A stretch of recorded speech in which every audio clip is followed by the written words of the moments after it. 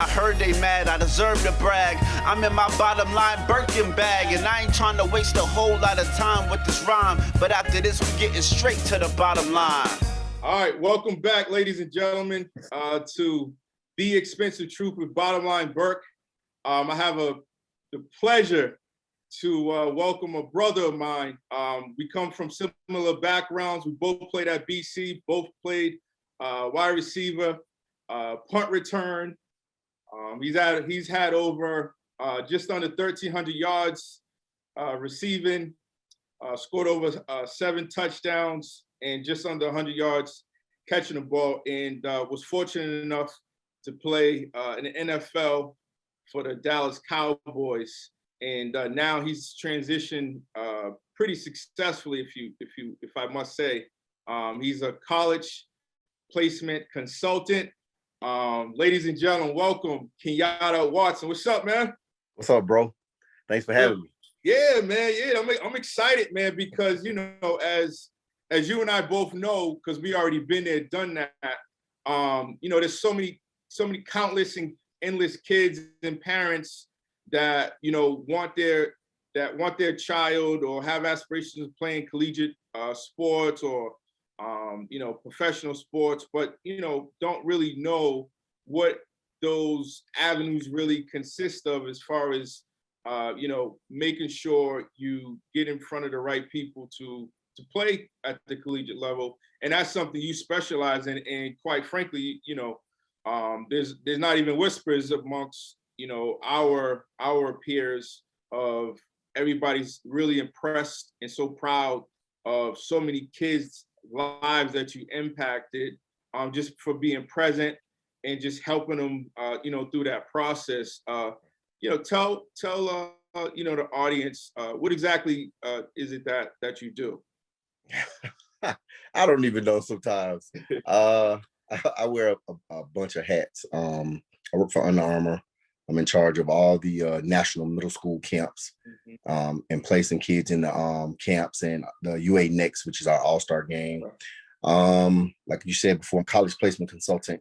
I work with 30, 40 high schools around the country, helping them get their kids into college. I run a multitude of all-star games. Florida, Georgia game director brought that game back after a 20-plus year hiatus. I did the first ever sophomore showcase, Georgia versus Texas, here in Atlanta, called the True 19 game. I just had a brilliant idea to do the first ever national public versus private game, which has taken off by leaps and bounds. I didn't imagine it taking off this fast. I'm also doing the national unsigned senior showcase game, just trying to help kids who don't sign on the first signing period, may not have many offers, anything like that. Opportunity to get in front of the camera, practices, live stream, get an opportunity.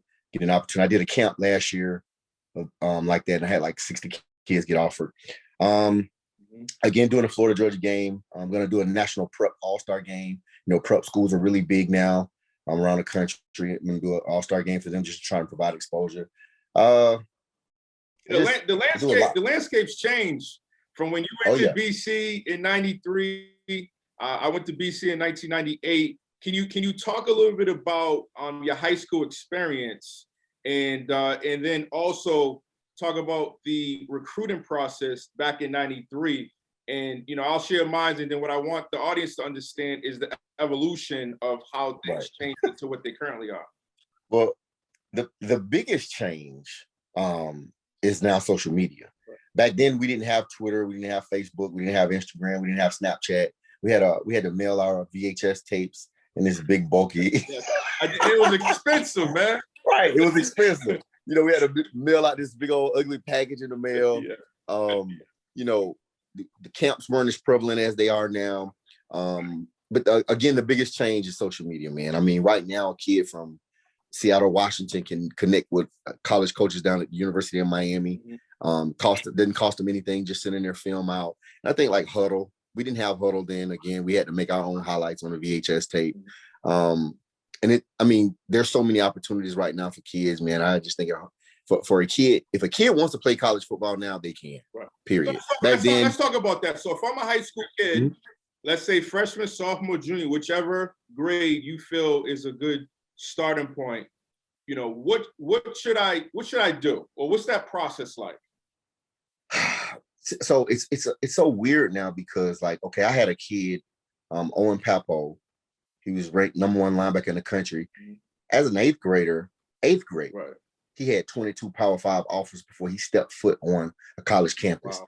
I mean, a high school campus, excuse me. The kid was an absolute physical freak. He was about 6'1", about 185, He's 190. out at Auburn now, right? Yeah, he's at Auburn now. He ran a 4.57 on a laser as an eighth grader. Wow. You know, so, you know, the times have changed now, man. You find, I just posted about a kid the last 2 weeks. We call Owen the freak. Yeah. I found a seventh grade kid, called him the freak 2.0. He's about 6'2", 180. I watched this kid in a camp a few weeks ago, and I was like, oh my God, he's Owen all over again. So the kids now, man, are bigger, stronger, faster. They're specializing in training. So the process is so different. Like I said, you have eighth graders getting offered now.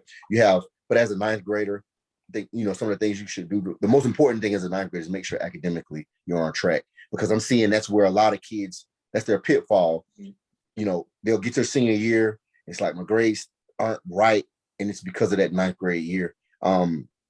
Basically getting in the weight room, you know, buying into the weight program at your school and getting out and camping. Obviously COVID has kind of changed that the past year. Things are opening back up May 31st, but as a young guy, is the biggest thing you can do is camp. Get out and see as many schools as you can see. Learn how to camp. When I was taking my guys out, eighth and ninth grade, we weren't going to camps to compete. We were learning how to compete. We would take that stuff back to their trainers. These are the drills that we learned. These are the things that we need to see. This is how much time between drills. So by the time we came back as 10th graders, going into 11th grade year, we were winning all the awards. We were getting offered at the camps. So the whole thing, everybody's process is different. Try to tell everybody that this whole recruiting thing is a marathon, not a sprint. If you're watching what the next guy's doing, you're obviously missing out on how your process to be. So it's really it's very individual. The recruiting process. Everybody's process is different. Yeah, no, absolutely. So it sounds like a lot of the athletes are starting earlier to hire trainers and things of that nature. What they also should be doing is hiring tutors. Correct. You know, just so that when the high school ninth grade time comes, that they're already prepared and properly positioned to help themselves out academically and already have the people in place to help them do that. Can you talk about there's so many relationships, right? Meaning that you got coaches, you got trainers, you got parents, you got outsiders, you got a lot of noise and whispers, and then now you have companies that are hired, that they're assigned. They have high school players pay money, you know, 300, 400, 500. I help you with your film. I help you with this. Help you with that. How much legitimacy, if I'm a parent, or how much stock should I put into that? Those type of services, or are they legit or what? So I try to steer away from. No, we got to tell the truth. You got to give these kids the truth. Look. Right. I try to steer away from that stuff because, yes, there are some legitimate people out there, because, you know, at the end of the day, I tell every parent, every kid, every coach, high school coach, this recruiting is about one thing, and that's relationships. I don't care how you see so many kids slip through the cracks and you're like, how did this happen? The high school coach didn't know anybody. Okay. My biggest thing, you know, for a high school coach is, you know, hit as many clinics as you can, reach out to as many coaches. Again, social media has taken away every excuse for a kid not to be recruited. But to answer your question, yes, there are a few legitimate companies out there that you know, people pay and they help get the kids, you know, exposure, get out in front. But my biggest thing is this: just get to camps. Have your high school coach, even as a parent, you can reach out on social media. You can send your kids film out. You can send emails to coaches, different things like that. And they may not answer, but the thing about it is, you know, keep sending. Eventually, you never know who's going to respond to that email or that tweet. But you could post your videos on social on Twitter, and you never know who's going to watch it. You know, a big thing people don't do is look at the backside, like the analytics of a tweet. You know, you might get 13,000 impressions. One of those 13,000 impressions could be a college coach. You just never know. So, I mean, I hate to tell people how to spend their money. Yeah. But just be careful. Just be aware, do your homework. Yep. And there's nothing wrong with investing in your kid, but like I said, at the same time, have that same energy and investing in a tutor, SAT, ACT prep, because that's the piece that a lot of parents are missing. They spend all this money on trainers and recruiting services, different things like that. But then at the end of the day, your son is not recruitable because he doesn't have the grades. Right. So, it's a slippery slope, man. There's no magic formula as to how the recruiting process should or shouldn't be. Like I said, again, everybody's process is different, but at the same time, some of the big things is just making sure academically the kid's on track, kind of steering clear of, there's some shady people out there charging a lot of money to get your kids recruited, and nothing ever happens because there's no guarantee. Correct. Somebody can tell you, hey, I'll charge you $1,500 to get your kid recruited. Okay, but it's no guarantee. Like I tell parents all the time, I can't make a coach offer you. All I can do is present you in front of that coach, have you go. Do you meet the criteria? Do you pass the eye test? Is your film good? And do you have the grades? Those are the three, things for a perfect recipe of gaining an offer. I think it's important. I think that's worth repeating. Grades, film, and what's the third one? And eye test. Eye test, meaning ability, meaning like when coaches show up. Physical ability. Yeah. When coaches show up and they run you through drills, how high are you performing? And the only reason why I asked you specifically about the service is because over the last several years, Kenyatta, I've had a lot of parents, ask about different services. Should I pay this money? Should I pay that money? And I'll even go out, do the eye test myself. And I know some of them have it, most of them didn't. And then what they'll say is, okay, well, Mr. Burke said no, but I got this guy from such and such service that if I pay him $375, if I pay him $550, then he'll help me do all the threes that we're talking about. When the third one is the eye test is they can't give you the ability. They can't make you run They can't give you that physical genetics. Correct. And that's the biggest thing. It sucks, but football is a big man's game. You do have the exceptions to every rule, but at the end of the day, a coach is more apt to offer a 6'4", 230-pound defensive end with limited production over a 5'11", 230-pound defensive end with 16 sacks. Right. It's just, it is what it is. We may not agree with it. Everybody says, oh, you want to take the guy that's most productive, but every college coach feels like, one thing you can't teach is size and speed. You can't teach that. I can coach him up. I can teach him technique. I can teach him everything else. But I can't make this guy long. I can't make him run fast. So at the end of the day, different people, different strokes for different folks. Absolutely. And I'll be remiss. You got a lot of pictures in the background. Are those some of the kids you help? I mean, listen, you've helped hundreds of kids, man. Yeah. And, that's something that words can't describe the amount of impact that not just today down the road that they'll still reap the benefits of. And quite frankly, on a personal note, your son, it was one of the best cornerbacks in the country, and is in college now at Georgia Tech, formerly at Texas. Can you talk about just that experience as a father, seeing the maturation and evolution of your son, both as a young man and also as an athlete? Man, I can't even put it into words. It was an amazing ride. Some of the pictures in the background are some of my kids that I coached since they were 9 years old. I had this youth travel team, had a crazy idea to start a youth travel team like AAU basketball. And we did it. Of my 28 kids that was on that team, I think all of them are in college. Wait, we got to stop. One's playing baseball. Out of 28, so 28 out of 28 at some level was D1, D2, D3, right? They're in college. Is that the Grayson High School traveling team, or is that something? No, so this was the Gwinnett Chargers. I started this when they were 9 years old. Down in Georgia, correct? Down in Georgia, yep, Metro Atlanta. I started at 9 years old. Just like I said, I had an idea, something I wanted to do to help kids get exposure. We traveled around the country. We played teams. We visited colleges. We visited 4 colleges every year. at 9 years old, people are like, you're crazy. Wow. I'm like, no, because I wanted to make it tangible for the kids. They see it on TV. I wanted them to actually see it. So some of these are my guys that, like I said, all 28 went to college. I have one playing baseball at North Carolina State, one running track at LSU, one playing basketball at App State, and the rest are playing college football, different places around the country. But to answer your question about my son, man, it was an amazing ride.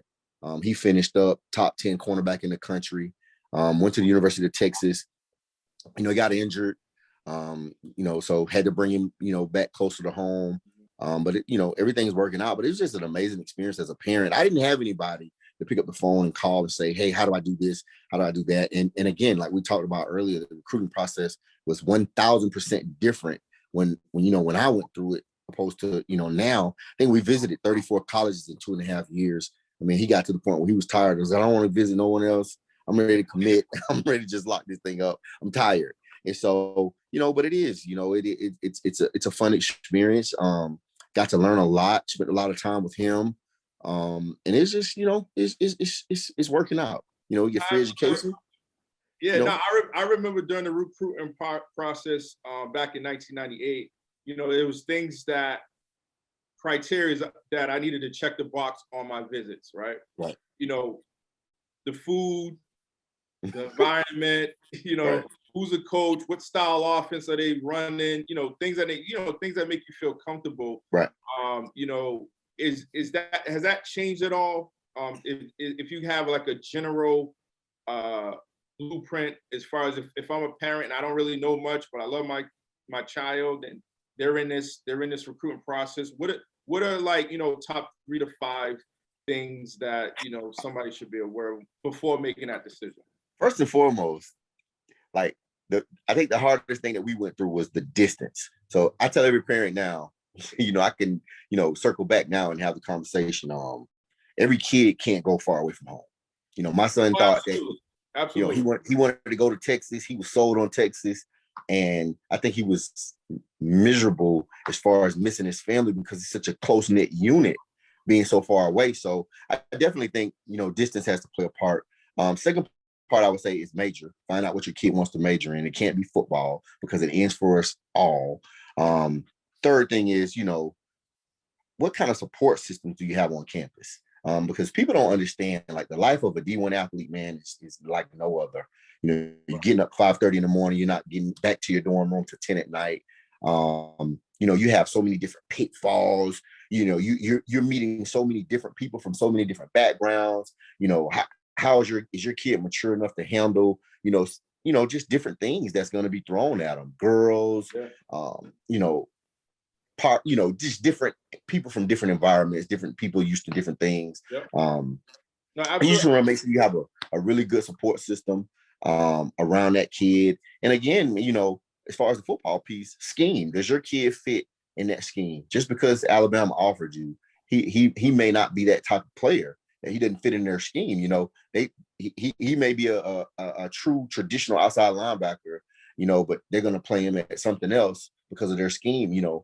Have you done your homework to see how you fit in that scheme? I think some of those things, those are the most important things. Those were some of the most important things for us through the recruiting process. I mean, everybody has good food nowadays. Everybody has great facilities with all the bells and the whistles. Everybody has cool uniforms, all of that. But, the most important things is, again, the life after football, what's the graduation rate like? Are there internship possibilities? Do they have your major? Different things like that, man, is what, some of the most important things, because everybody's not going to the NFL, so once you're done, then what? And that's why I really preach that to parents, it's tough. You see the young man that just, he killed 5 people in South Carolina 2 days ago. They're trying to figure out, what happened. I was just watching an interview with his dad, and his dad was like, once football was gone, he wasn't the same.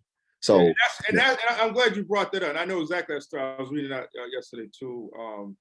How go out to all the families of the victims of such a senseless act, and that's why I created this platform, because so many athletes struggle mightily with the transition from sports into real life or civility, however people want to classify that.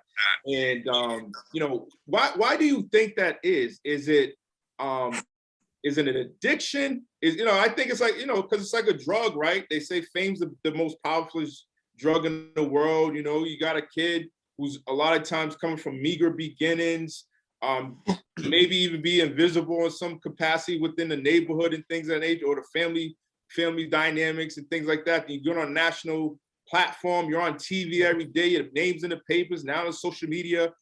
So that thing could be addicted, that type of attention. But why do you think so many athletes struggle with that transition? Well, specifically now, and I was having this conversation, you know, the other day with a buddy of mine. I use my son, for example. My son lives in this unbelievable high-rise downtown Atlanta. You know, you can see, you go up on his rooftop, you can see the skyline, just beautiful. Yeah. Now they're giving these kids so much. Yeah. You have kids that come from the ghetto, you know. Now you're getting an opportunity to live in these unbelievable apartments. You're on these unbelievable college campuses. You're getting food, you're getting gear, you're getting, you know, an opportunity to fly on these private planes, you know, team sponsored flights. So you're getting all of this stuff and it's not reality. Correct. So when it's over, yeah, it's like, dang, like now what? I didn't make it to the league. I didn't major in anything worth of crap. Right. Now I'm back to that environment that I left. Is it possible that they are not understanding the only reason why they're living in Buckhead or downtown Atlanta or living these high rises and have the fancy clothes, access to this and access to that, is because of the product that they're performing on the field? But the minute they get hurt, the minute a better product comes in, you know, that's all done. Now, especially with the portal. But before I get into the portal, I want you to talk about the difference between a transactional relationship, because that's what we're describing. And I think more and more kids need to understand transactional, meaning that, okay, I'm a star athlete, right? And the transaction that's taking place is with the universities and coaches, because the coaches, they're getting paid to make sure that your skill set keeps getting up. They're getting paid. They got credited for recruiting you. That's why they're still working there. Correct. You know, the universities are benefiting from your performance because you're winning and bringing in revenue, right? So all the athletes needs to start to understand that, and I think they're getting acquainted with is the business of sports at a much earlier age. But before we get into the portal, can you talk about the difference between a transactional relationship versus a personal relationship? Because I think that's where a lot of athletes, the delusional thing just keeps expanding, and then by the time reality hits, it's too late. It's too late. Well, it really starts before you get on a college campus, and I tell people this all the time: the recruiting process is a business. Your approach better be, it's a business. Like you said, this coach is going to get credit for you being this 4 or 5 star athlete, and you're signing with this university. They're going to get a bonus out of it. You know, this university is making money off of, you know, your production on the field. Yes, you're getting your education paid for, which is a big deal. It's a huge deal. Yes, you're getting this cost of attendance check every month, you know, upwards to, you know, $2,500, $3,000 a month. Some of these kids are getting tax-free, by the way. You're getting these, you know, these unbelievable meals. We had meals. health rents back then. Right, we have, and I mean, they still have that now. So you're getting, these kids are getting so much money. Like, that's why I'm not a huge proponent of the kids being paid to play college sports. Because they're getting okay. We get it. These kids, I'm just, you know, there's something to the amateur, to being an amateur. There's something being hungry. Like, there's the carrot, go get it. Not just giving you the carrot, you know, because giving a kid too much of anything too soon is not good. Okay. But you know, you know, it starts in the recruiting process. You got to understand it. You know, I tell parents all the time, this is a business. These people, these coaches are not your friends. You know, they will leave as soon as they get a better opportunity paying more money. They're going to leave your son that they said, that I'm going to treat your son just like he was my son. That is not the truth, because you wouldn't take a bullet for my son the way I would take a bullet for my son. So stop saying it. Stop saying it. Yeah, right. Stop saying that. Just be honest. Just say, hey, listen, you know, I want your kid here. He's going to help me. You know, he's going to help the university, you know, and in return, we're going to help him. Right. And that's the biggest thing. And then from the personal side, it's like, you better meet and network with as many people as you can while you're on this journey, because it will end one day. But what have you done to help yourself in the end? Once it's over, you never know, it's who not what to get a job, to help you out. I played at this school, get familiar with the alumni base, meet some of the guys that have businesses in your specific, state or around the country that were alumni of the university. Start networking. That personal piece that's the part to me that's missing more than anything, because a lot of these kids, they go, they play, and they take the bare minimum away from the universities. You got a lot of gear. They think the party don't start till I show up. Right. And I think it's just about me. I'm doing this. And I think it largely does have to do with coming from nothing and then getting a bite of something, and you have access to everything. And when you and I were in college, we had 4-year scholarships or 5-year scholarships, we redshirt, things of that nature. And essentially, just for the audience to understand, they think that, okay, you sign a 4-year scholarship to such university or college, but they don't know each year you have to sign it again. Now, I had a few guys that actually received the 4-year scholarship out of high school, and then the freshman year they did something bad, and their college scholarship was gone. And now they have the portal, which to me is a double-edged sword, and there's so much to consider and so many different dynamics. I want to talk to a couple of about those, a couple of those dynamics with you, because I think it is so imperative that coaches are aware. Parents are aware, and more importantly, these athletes are aware of how critical and how important how they carry themselves once they get to the college campus, because you can't exhale. Right. No, not at all. And to your point, that's the biggest thing, man. Again, it's this is a business. It's about how you're handling yourself on and off the field. How are you in the class? Are you in the community? Different things like that. Because again, it's going to end. Did you keep your name clean? If so, yeah, we'll hire you. If not, it's going to be a tough road. Yeah. But the transfer portal, to me, it does serve its purpose.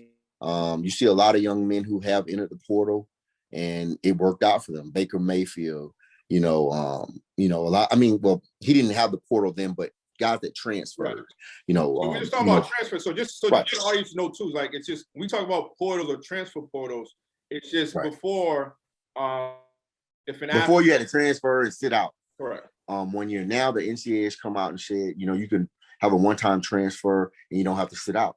And so what we're seeing now is a lot of kids jumping in this portal and they don't have a plan. They don't have a plan.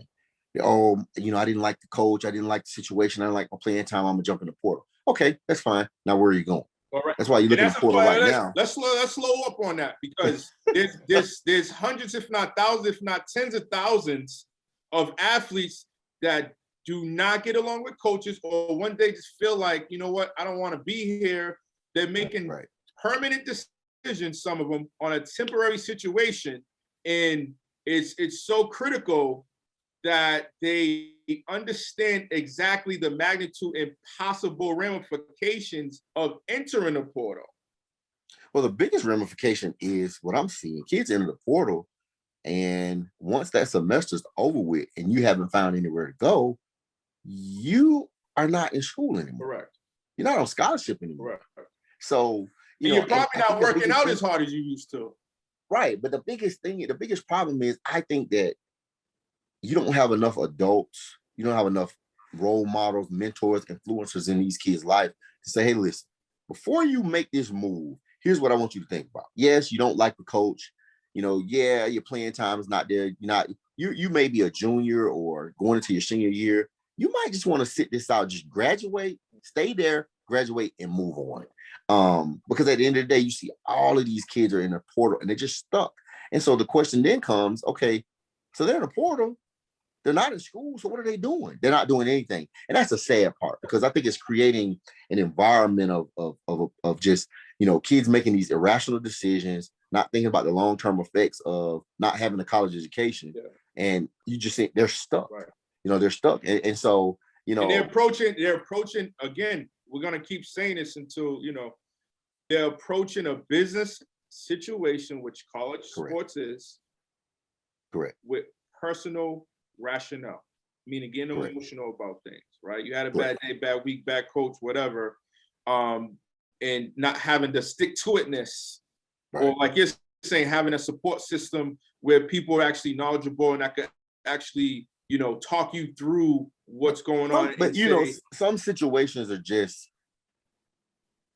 like they gotta go. Some you gotta go. Right. My situation with my son, was a kind of a, he was hurt. He got injured. All right, so talk about that. Can you talk about that? Because your son, when he came, Grayson High, came out of Grayson High School. Yep. Yeah, went to Texas and then now Georgia Tech. He got injured and he was, hey, I'm hurt. And the school they wanted to just keep shooting him up. Hey, I'm hurt. Something's not right. And didn't listen. I brought him home, got an MRI, found out he had a torn labrum in his hip. You got to go. And so that was the reason we left.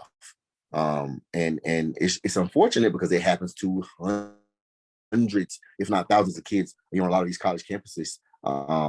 But that was our situation. It had nothing to do with playing time. It had nothing to do with him being unhappy. He was injured. We needed to get him in a better situation where school was going to basically just take care of him. Because again, during this recruiting process, you have a lot of these coaches come in and they sit in and they tell you how we're going to take care of your kid. We're going to make sure they're good. And then at the end of the day, it's not happening and no one is holding them accountable.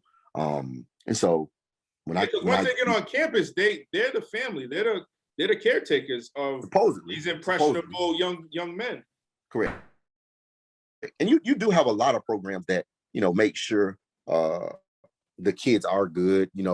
Some of the coaches, like the guy that recruited my son to Texas, he ended up getting fired and he went to, another school, still keep in touch with him to this day. Shout out to Coach Washington. He's at Mississippi State right now.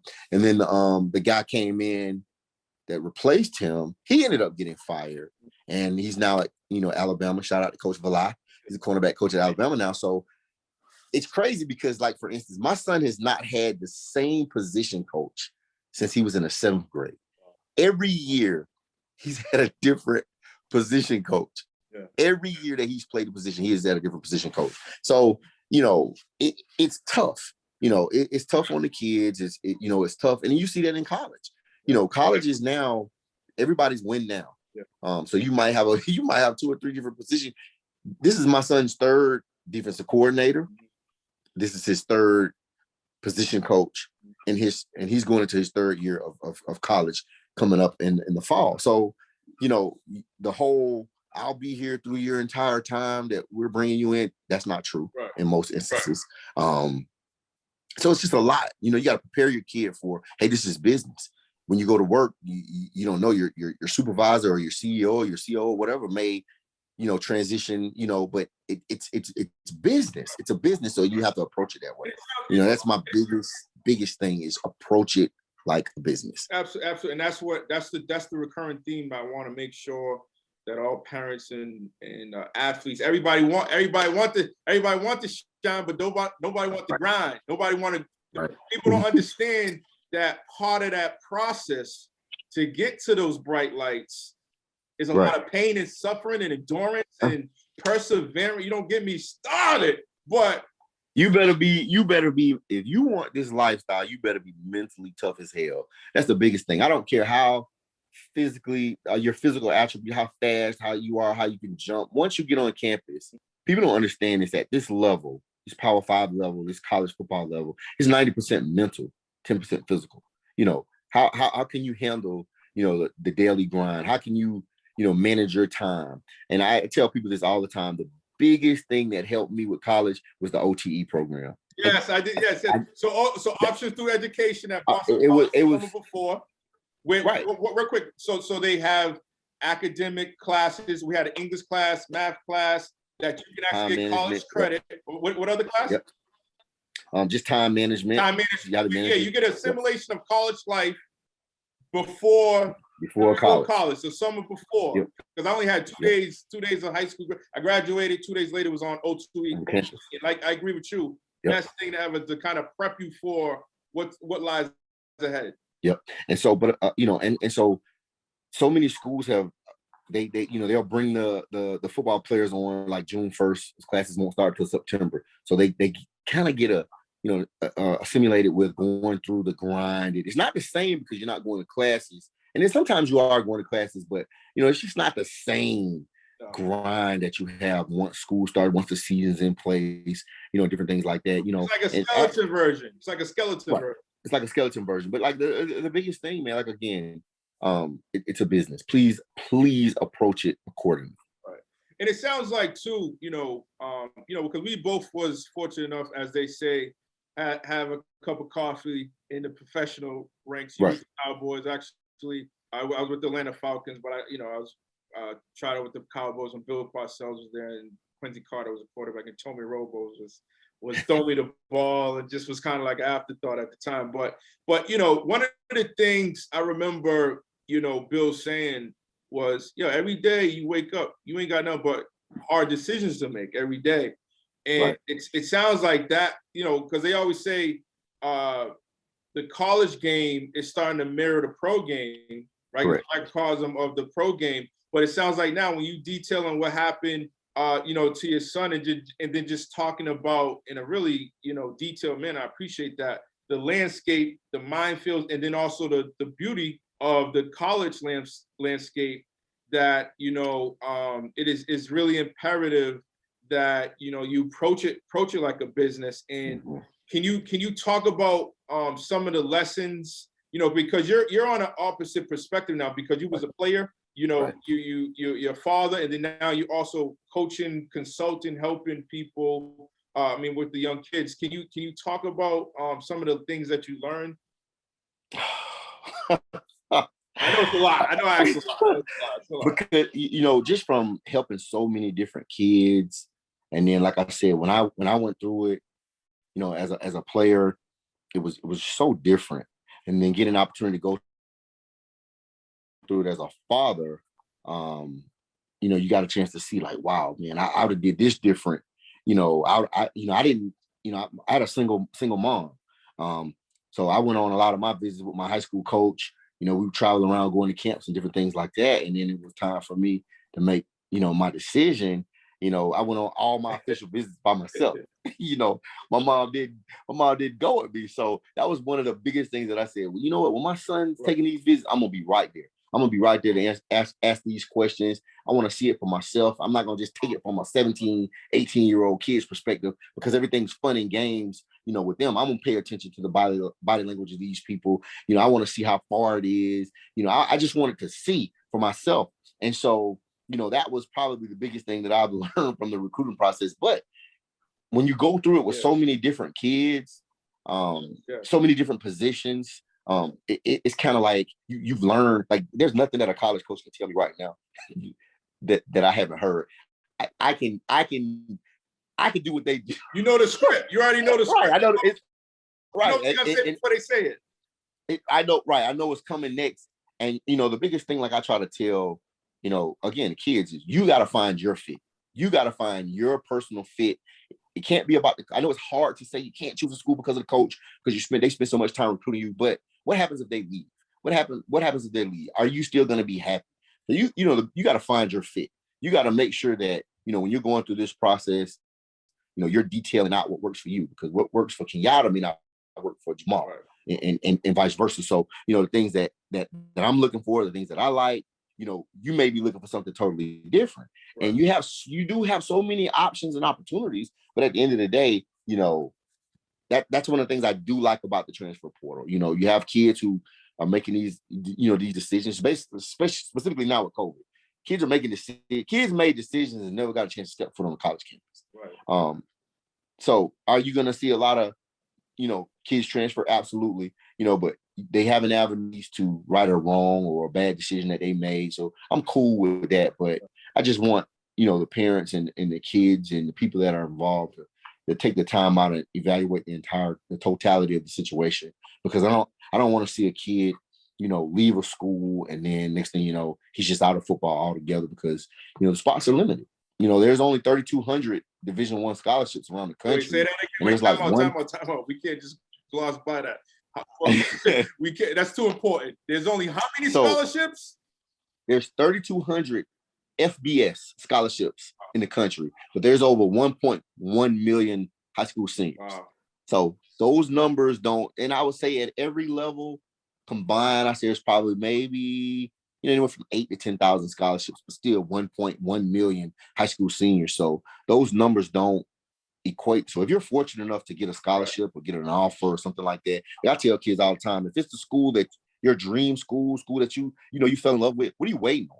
And don't forget that, get that paper. Don't forget to get that degree for free. Absolutely. That's the most important thing. That's the most important thing, right now, because again, everybody, what is it, 270 NFL guys that are drafted every year. The numbers are mind-blowing. So, get your degree at the end of the day. No, I appreciate this, man. We're gonna get you out here shortly, man. There's just so many good nuggets that if I'm a junior high kid, if I'm a high school kid, even college kid, that get your pen out, get your notebook out, man. Take notes. Mothers, fathers, uncles, aunties, grandmothers, grandfathers, definitely pay attention and take heed to the content that's on this platform. This is exactly one of the conversations that I envisioned engaging in when I decided to create this platform, because so often people make misinformed information just because they don't have resource to the information. Kenyatta Watson, ladies and gentlemen, that you're listening to, has helped, this is not an exaggeration, hundreds of kids to get into college. And so really listen and take heed to what he's saying. I wanted to ask you, just to kind of give a brief overview.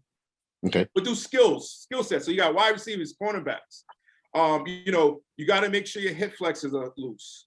You got to make sure your body's loose. A stretch routine is important. Can you talk about, if I'm a high school cornerback, wide receiver, skill position, what are some of the body parts that are important to help you maximize your performance? And also what are coaches are looking at in, let's say, those type of positions? Well, the biggest thing, I don't care what you do, you better learn how to eat early. Learn how to eat. Your nutrition is the most important thing. Wow. With any athlete. I had my son was in high school. I had him on a strict diet. Yeah. There wasn't, fast food. I had him on a strict diet, protein shake, vitamins, steak and rice and a vegetable, chicken rice and a vegetable, shrimp rice and a vegetable, sweet potato. I made sure he ate. You have to eat. You have to eat to fuel your body if you want it to perform, and stretch. Drink lots of water and stretch. You get up in the morning, stretch. You get up at night before you go to bed. Just take 10, 15 minutes to stretch, because it's gonna take you a long way. Yeah. Like you talked about, there are so many different trainers out here now with position specific skills and drills and different things. If a kid really wants it nowadays, there's really nothing stopping them but themselves and the decisions that they're making. And like I said again, man, everybody's process is different. Everybody's financial situation is different. Everybody didn't have access to, the top trainers and, different things like that. But what you can do, hopefully you can eat right, you can sleep, and you can drink lots of water, because those are the things that's going to carry you through. I'm just being honest. I take myself, for example, I couldn't stay healthy for nothing once I hit like my junior, senior year in college, because I was eating Burger King every night. Drive down to the Burger King by BU because it stayed open all night. That's a little bit of a drive. You just take the train, or you had a car back there? Hey, no, man, I had a nice truck, man. I would say, look, Anthony the Cosmo, Damian Woody. Yeah, shout out to them, yeah. Man. Ryan Rickley, all those guys. Like, hey, man, we go to Burger King. Yeah, let's go. So big A's, I was eating a lot of big A's. Yeah. Well, that's so funny. I did not. I was obsessed with stretching. That was something I did every day. I did not like to lift weights in college. I was, I grew up thinking if you lift weights, it's gonna make you slow. And that was I a ate myth whatever. back then. That was a myth. Yeah, that was a myth back then. I ate whatever because of Mitch Carr. It was his fault. He wanted to order, the double-decker pizzas. I delivered everything. So, but no, man, take care of your body. Yeah. Take care of your body. It's going to take care of you in the long run. We see a lot of, kids and that, from the bad eating in college is affecting you in your adult life. Yeah. High cholesterol, high blood pressure, different things. But, the faster you learn how to take care of yourself, take care of your body, the earlier you learn that, the better it's gonna take you through life.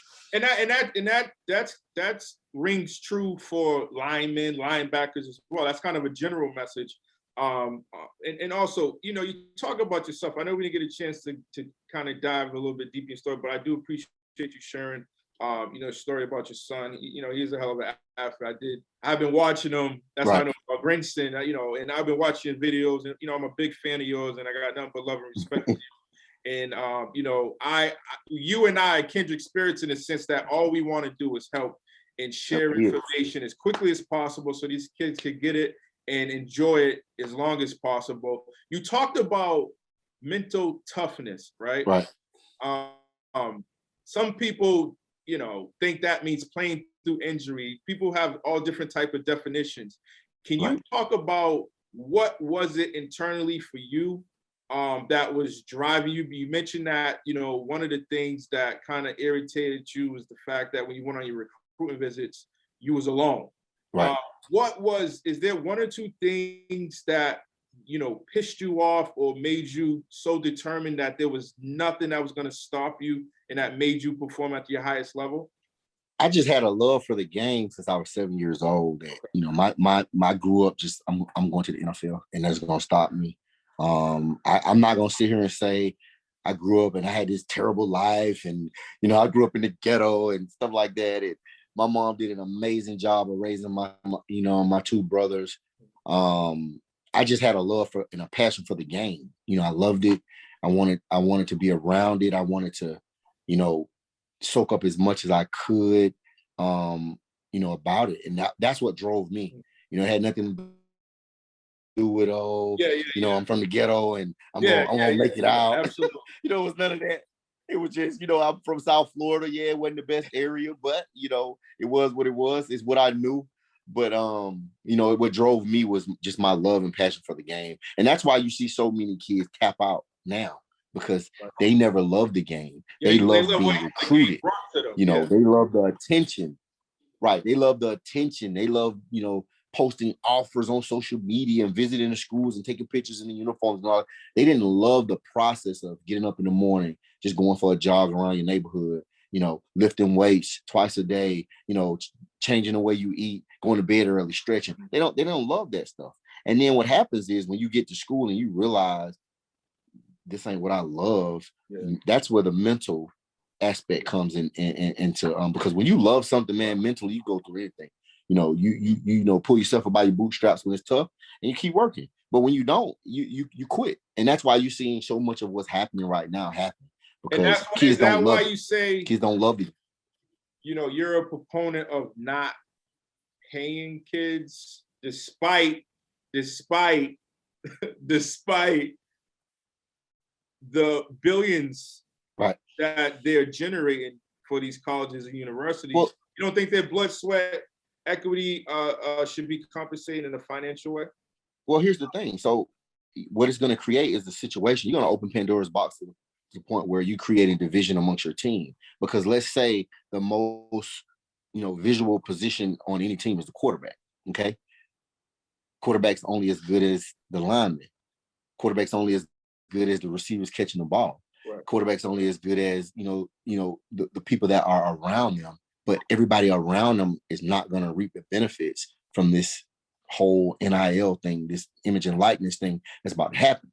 So what's going to happen is you're going to create a situation where, to me personally, it's going to cause division on your team. It's going to cause division amongst, the peers. My thing is this: we didn't get paid.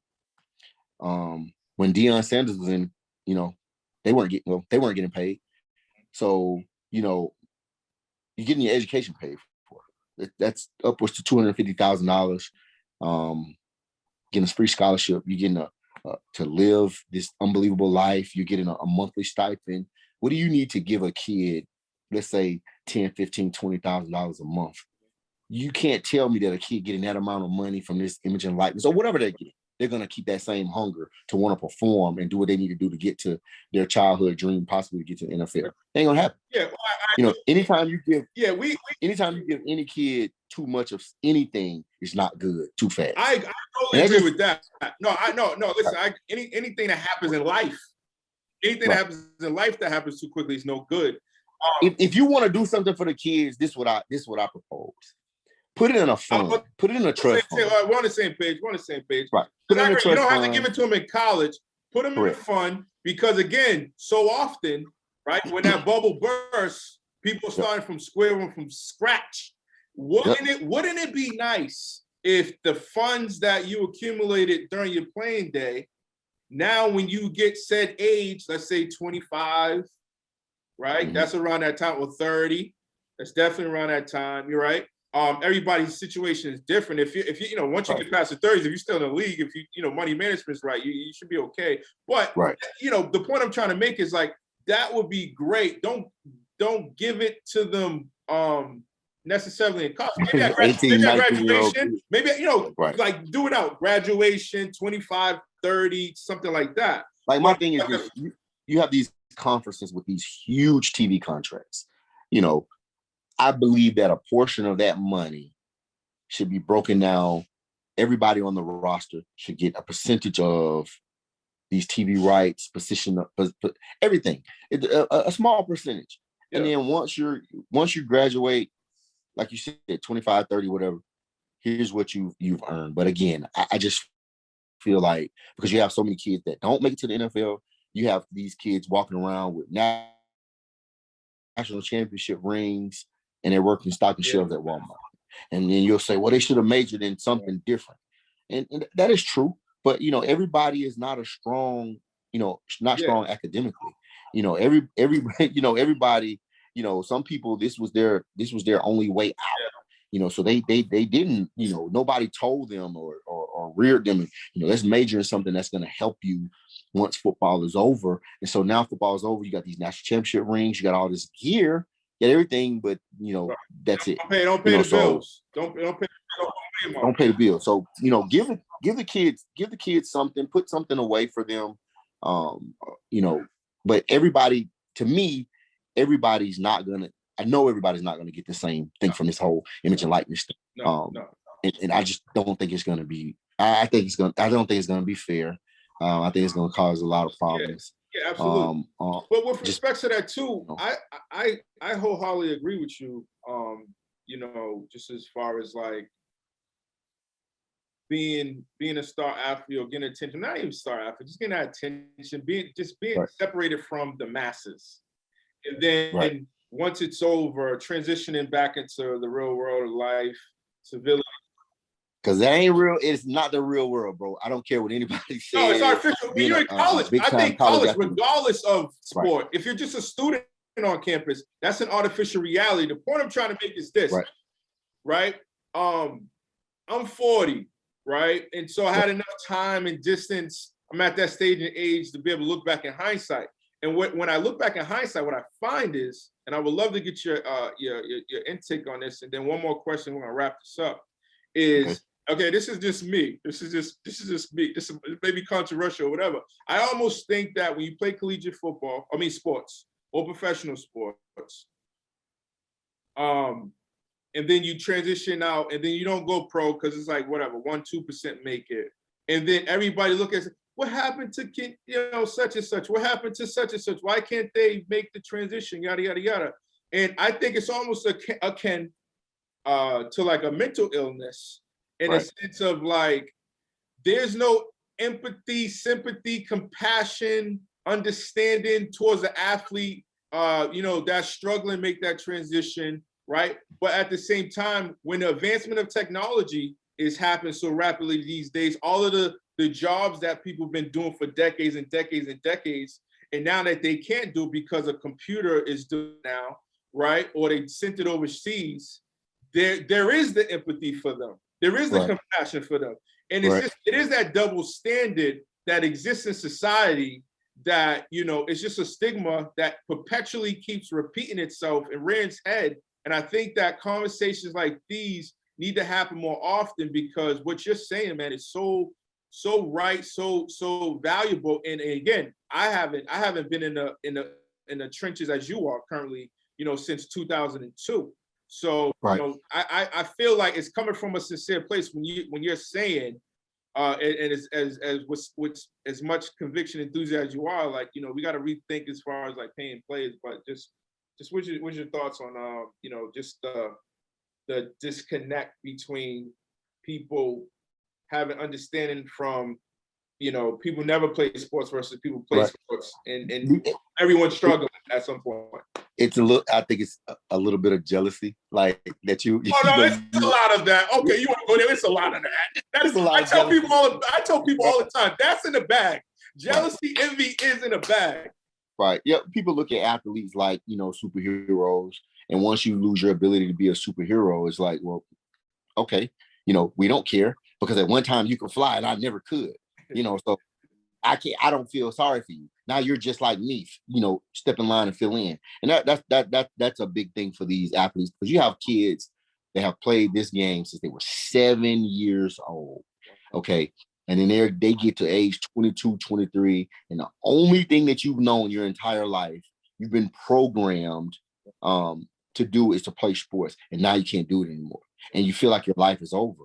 You know, a lot of conversations I have with these young guys, I'm like, your life hasn't even begun. You know, you're going to look back. I just had this conversation with my son because he right now he can't go through spring ball. So he's like, his world is, oh my God, Dad, I can't take this. This is the thing I've ever had to deal with. I told him, I said, son, I'm going to be honest with you.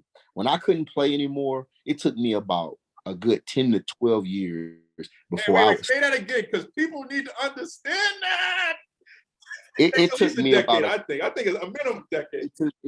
It took me about a good 10 to 12 years to where I could finally stop, like, crying about the fact that I couldn't play anymore. I still, to this day, I'm 46. I still dream. I still have dreams that I'm playing. It's the craziest thing ever, and it's scary because everybody can't, you know, hey, life is over, let's move on, let's disconnect. And that was my reasoning for, you know, okay, I can't play anymore, but I want to coach the game. I want to stay as close to the game as possible. And I want to help as many kids as I can get an opportunity to, you know, have part of their dream, but also educate them on the fact that it's going to end one day. Unless, like, my kids always say, Coach, why you always talking about, you know, football's not going to last forever? It's because it doesn't. You know what I'm saying? And I'm just, the more I talk to you guys about it, when that reality does hit, it's not as scary. You know, because it is a scary, scary, scary reality that it's over. You know, you'll never put those again. The biggest thing that I missed more than anything was the camaraderie with the guys in the locker room, just your teammates, and just like I got the biggest kick out of not only watching my son play, but my college roommate would come to every game. Mitch would come to every game, and we would sit there and we would laugh about the stupidest stuff from college. You know, that's the thing that you miss most, is being around the guys, you know, being in the locker room, you know, just having that brotherhood, that camaraderie, you know, that's what you miss the most. Yeah. And I try to just tell the guy, you know, man, why enjoy it, you know, soak it up, make memories, but it's going to end one day.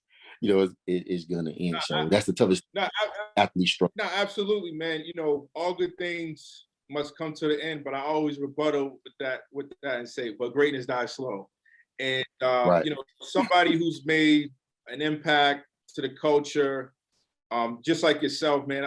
Man, Kenyatta, man, when you're in your 60s or whatever, 70s, man, all these young kids lives you impact, you're gonna be able to pick up a call, just like you'll be able to pick up a call and get any college coach on the line. You're gonna be able to pick up a call and be able to, you know, direct people in a corporate world and help with that transition, shorten that cycle. And it's just a beautiful thing all the time that you're investing. Let me tell you the craziest thing. When you sent me those videos, And I started posting those videos because I never talked about it. Even with my son, I never talked about, or any of my kids that I never talked about, football, college football, or how well I played or how type of player I was. So when they saw those videos, my phone was blowing up. They were like, you look good, on. man. You was quick and fast, hey, man. You was good, man. My son was like, Dad, you was fast as hell. I said, dude, where do you think you get it from? Because they see the grade, right. and everything. Yeah. But my kids, my kids that I helped that played with me and stuff they're like, Coach, how come you never talked about that stuff? Because bro, it's hard, bro. It's hard to relive that stuff and then just to let it. It's hard, bro. So you kind of like compartmentalize it. You put it somewhere way back. But it was super cool, man. I really appreciate.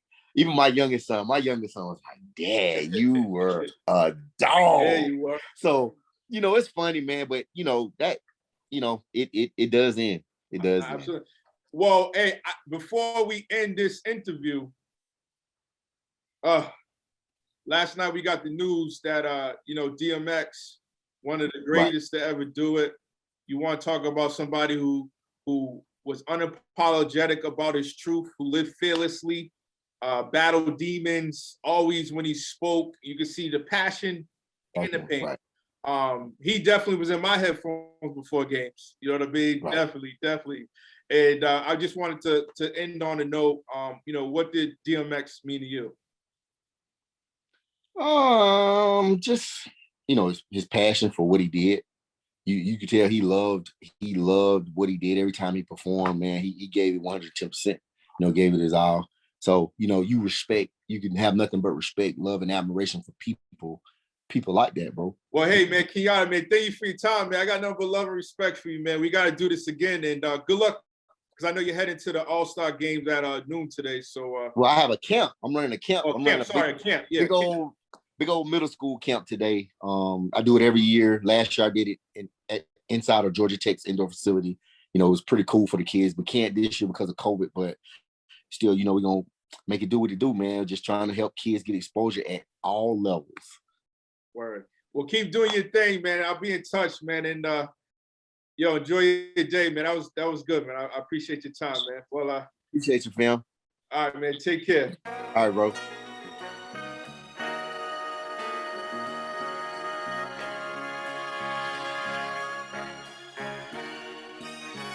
From that stoop down in Lenox, my mama argued with me for like 200 minutes, drinking brews till I'm finished. To the news, them interviews, they knew my position. I could lie for free, but that truth is expensive.